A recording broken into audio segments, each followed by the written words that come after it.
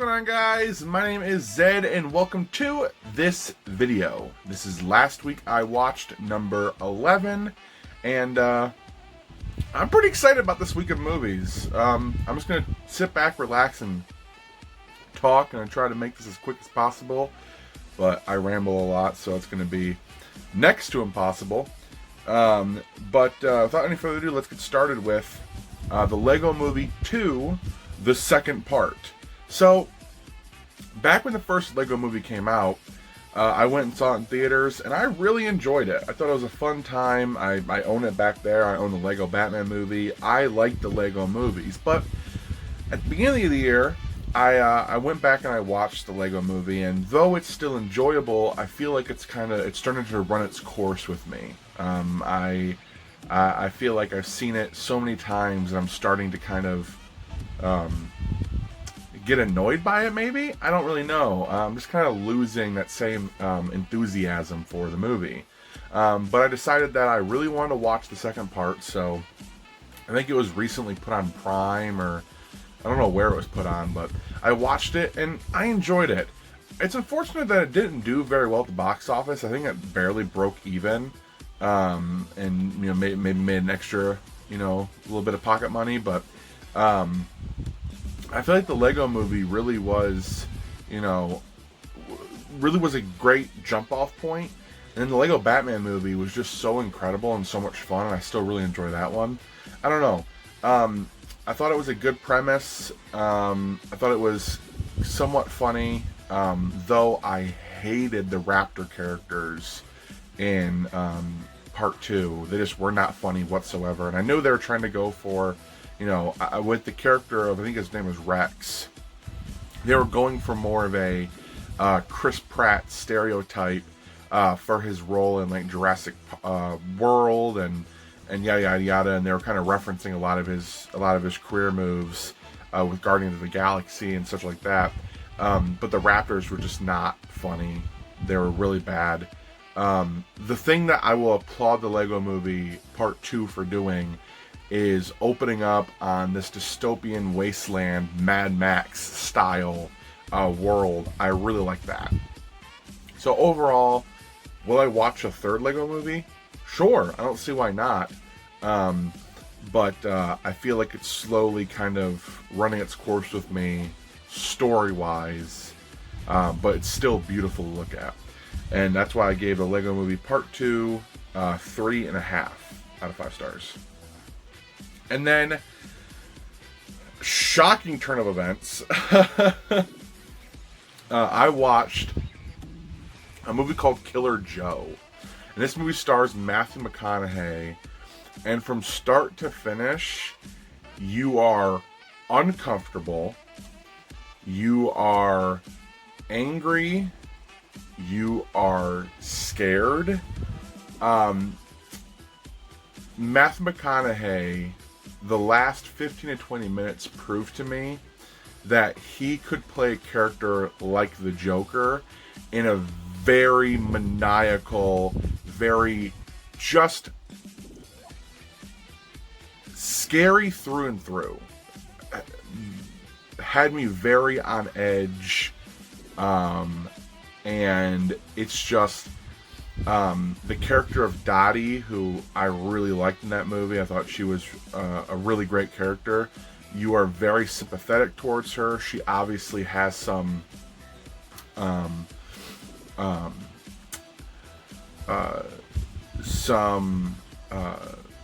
developmental issues, but she is such a sweetheart, and you really feel for her. You're just very sympathetic. You want to help her. You want to pull her out of the situation.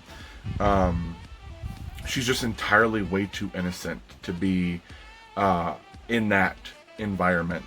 And I gave Killer Joe 4.5 out of 5 stars. It was definitely a very it was a surprise, to say the least. I did not expect to stumble upon that movie, and I've never even heard of it. Like, it was just totally like, I'm scrolling through maybe Amazon Prime or Hulu. It was Hulu, and I just saw Killer Joe, and I saw Matthew McConaughey, and I was like, Hitman for Hire. That sounds like a good movie.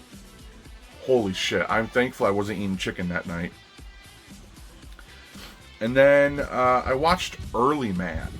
Now, Early Man has been on my radar for some time, but I've just been putting it off. It's been on IMDb for quite a while now on their streaming service. At least it's on my Amazon Fire Stick. I don't know if there's an app for it, but you get movies with ads, and it's been on there for a while. It's been advertising for a while, and I'm a big fan of stop motion animation.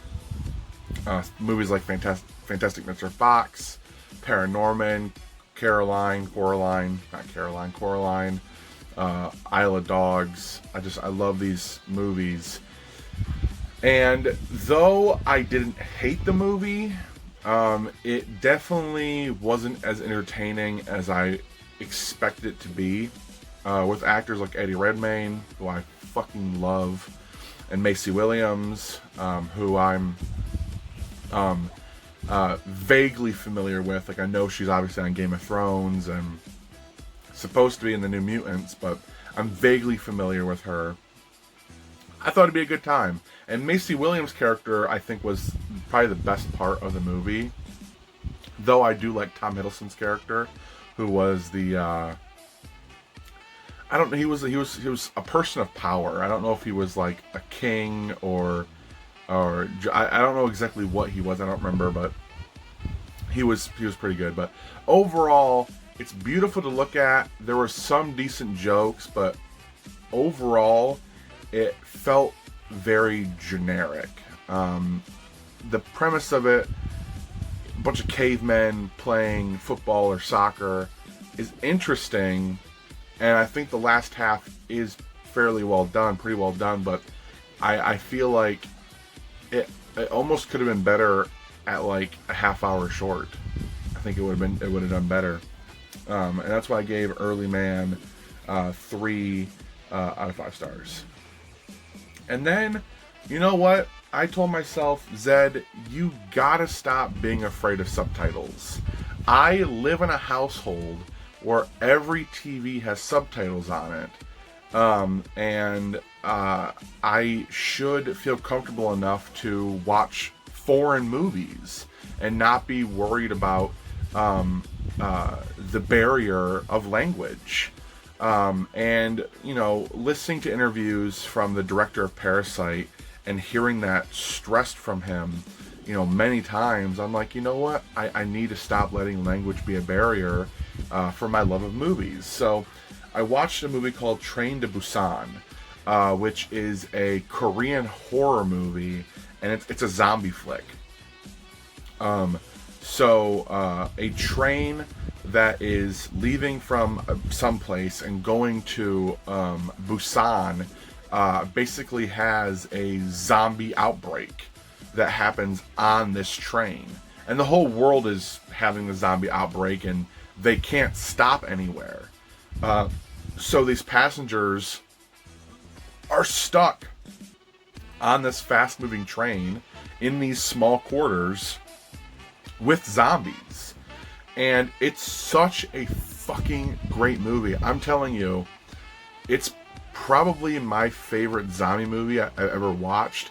And I'm not too familiar with a ton of zombie movies. I know the very cliche classic ones like Night of the Living Dead, Dawn of the Dead, Shaun of the Dead, just very generic zombie films.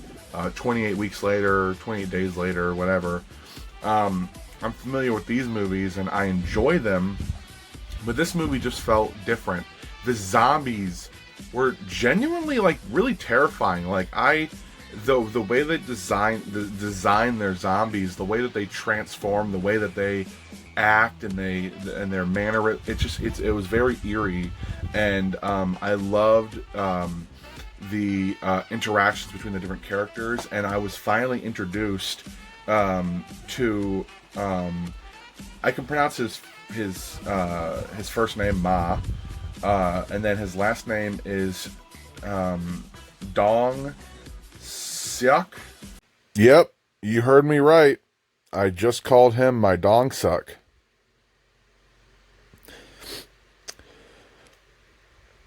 Oh, God. Dong Seok. I can't pronounce his name now, but he is going to be in the new Marvel's Internal movie, The Internals. The Eternals, not internals. Stop thinking about my dong suck. And I remember seeing him on stage and being like, who the hell is that guy? I've never seen him before. And he's this Korean American actor, and he is incredible in Train to Busan. Because at first, you kind of don't like him. You think he's an asshole. You think he's pretentious, very not self-centered, but he's very much so in his own bubble. And any outside interactions, he's very stuck up. But he turns into the best character in the movie. But Train to Busan, absolutely loved it. Highly recommend it. Don't let language be a barrier. 5 out of 5 stars. And then I watched a movie called 7 Minutes.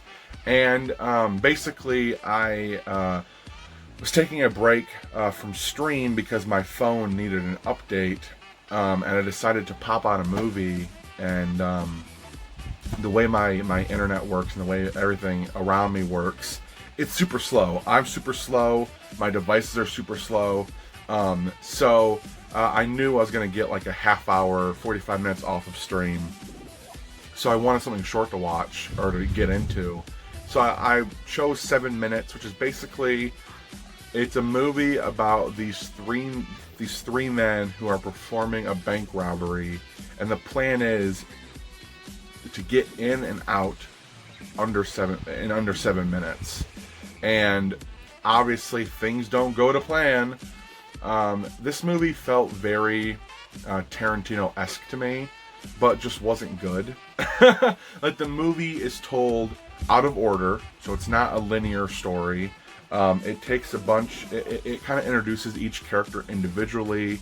It has good elements in it, but again, kind of like Early Man, I feel like this movie would have done better, and its premise would have suited better as a short film. So maybe instead of, this is like an hour and 20 minutes, it's kind of hard to go under that, but maybe at a half hour, it probably would have been suited better. But I gave 7 Minutes 2.5 out of 5 stars. It's okay. It's a short watch, so I mean, you're not going to waste a bunch of time. But it could have been much better. And then I watched a movie called I Lost My Body, which was up for Best Animated Feature at the Oscars last year, but was beaten out by Toy Story. And it's a French film that I actually did watch dubbed on Netflix. It was dubbed, so unfortunately I wasn't able to watch it in all of its French glory, but there is still a lot of French music in it and French rap, which hits hard. Like, French rap is so good. You have no idea what they're talking about, but they sound so passionate that you can't help but be like, fuck yeah, preach your heart out. I Lost My Body is about a young man, probably in his late teens, early 20s, who loses his hand, and now his hand is escaping from a medical dissection laboratory and is trying to make its way back to him. So it's basically about a disembodied hand trying to get back to its body.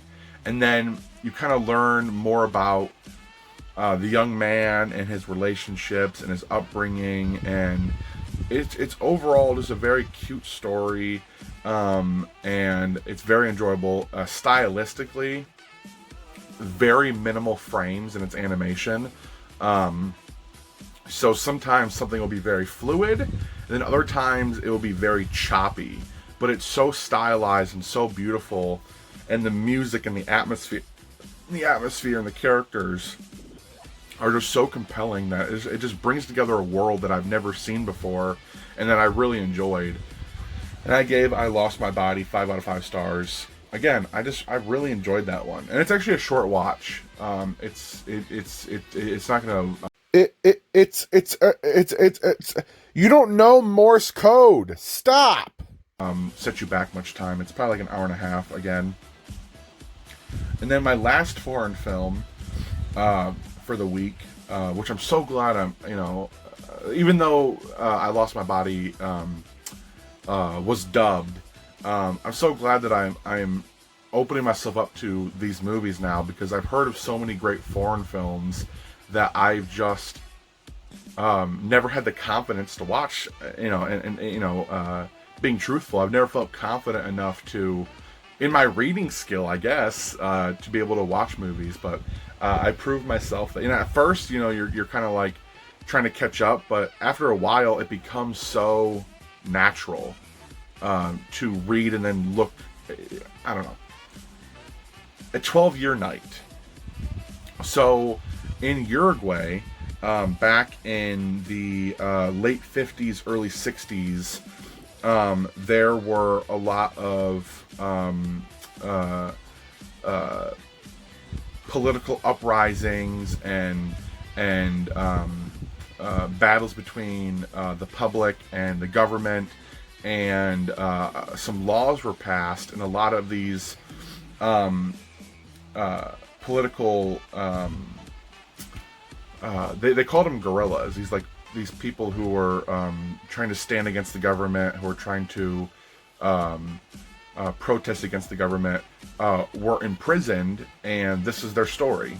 So this movie revolves around three men in particular who were in self-isolation for 12 years, with minimal contact with the outside world, to sunlight, food, people, just anything. Like, they, for years, basically just jumped from concrete room to concrete room, and sometimes they were given, bags of hay to lay on, and sometimes they laid right there in the dirt, and they couldn't do anything about it.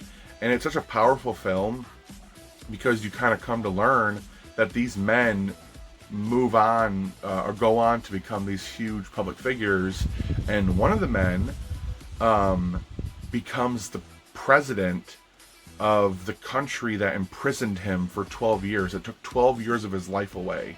He went on to become the president of Uruguay, and his name was Jose Mujica, Mujica.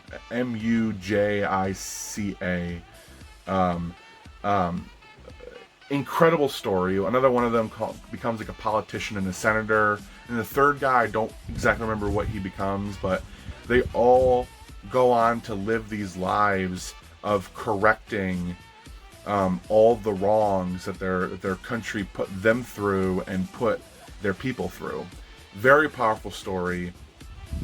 This is a South American film, so the entire thing is in Spanish, from what I gathered, and just incredible film. It's about 2 hours long, I think, and it goes by like that. It's so you become so invested. And I gave A 12-Year Night 5 out of 5 stars. And then finally we can move on to some movies that I actually watched on my physical in my physical collection. The Rocky Horror Picture Show. I love this movie. Dr. Frankenfurter, his introduction, when he sings Sweet Transvestite, which is like his opening, like you are introduced to him while he's singing Sweet Transvestite, is one of my favorite entrances in movies. Absolutely love it. Tim Curry is a legend, and I love this movie.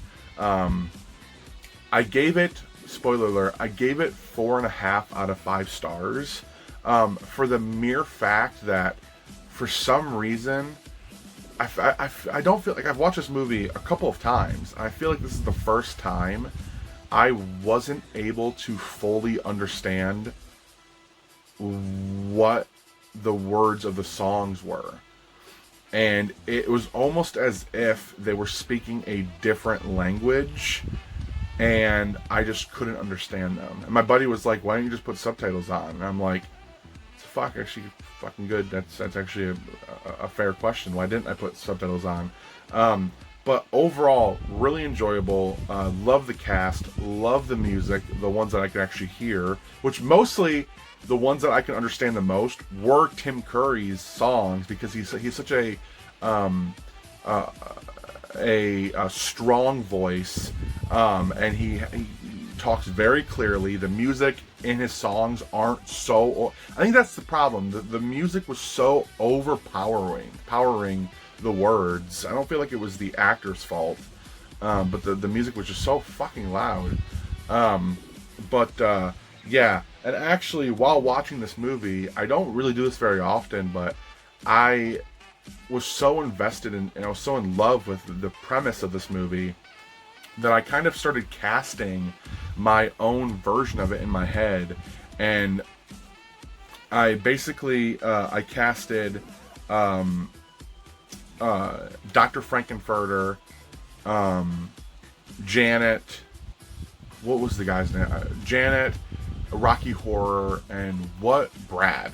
I basically casted those 4 people, and I think I did a pretty good job. I'm a little bit mixed on my choice for Janet, but I think the other 3 are perfect. I had Donald Glover for Dr. Frankenfurter, which I think is an amazing choice, personally.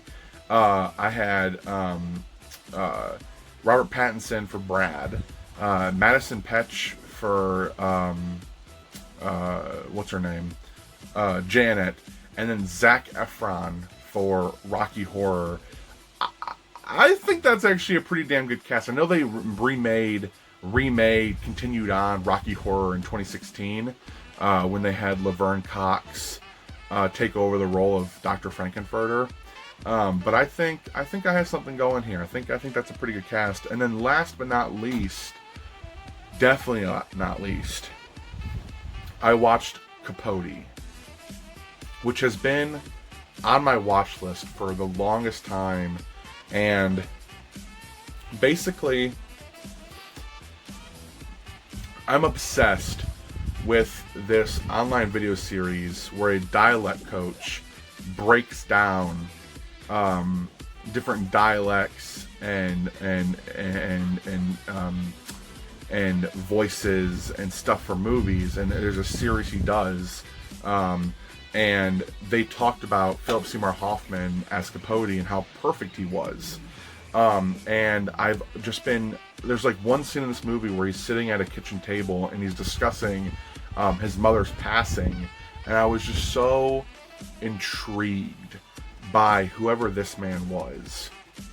And I remember finding this at Goodwill, and it's been on my pile for a long time, and I was like, you know what? Why are we waiting? Watch it. And holy shit. There is a reason Philip Seymour Hoffman won the Oscar for Best Actor that year. Just incredible. Like, lost in the performance. He embodied it perfectly. And the story is compelling. And the directing choices they made with this movie, very up close shots. The color palette is very dull. The cinematography, the lighting, it creates an atmosphere that isn't supposed to be inviting. It's just supposed to be a very intimate movie that about this man and his relationships and his insecurities, and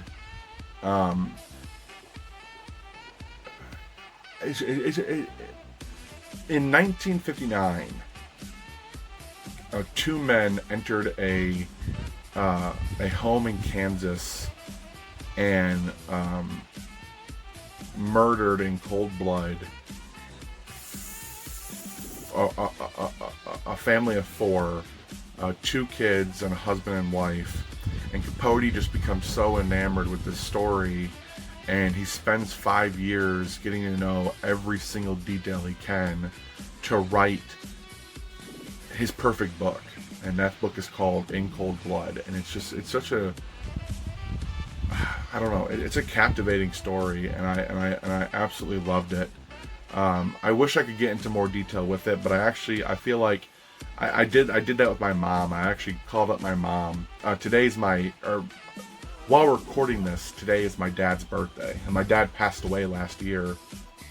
So I was calling her to touch bases and just, chit chat and whatever, and just get my thoughts out.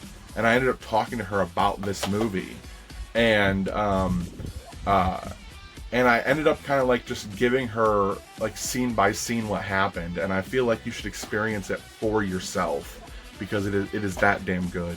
Capote, 5 out of 5 stars, and that's it. I usually say, I've been saying a lot at the top of these videos that, I didn't get to what I wanted to get to this week. I really wish I watched more, and this week I watched like 8 movies, and besides 7 minutes, I don't feel like I wasted a minute. I enjoyed every single movie I watched. I had a really fucking good week of movies. I feel like I hit a home run with my choices this week. So with that being said, I want to thank you for watching. I hope you all enjoyed, and until next time, guys, I'll be seeing you later. Peace.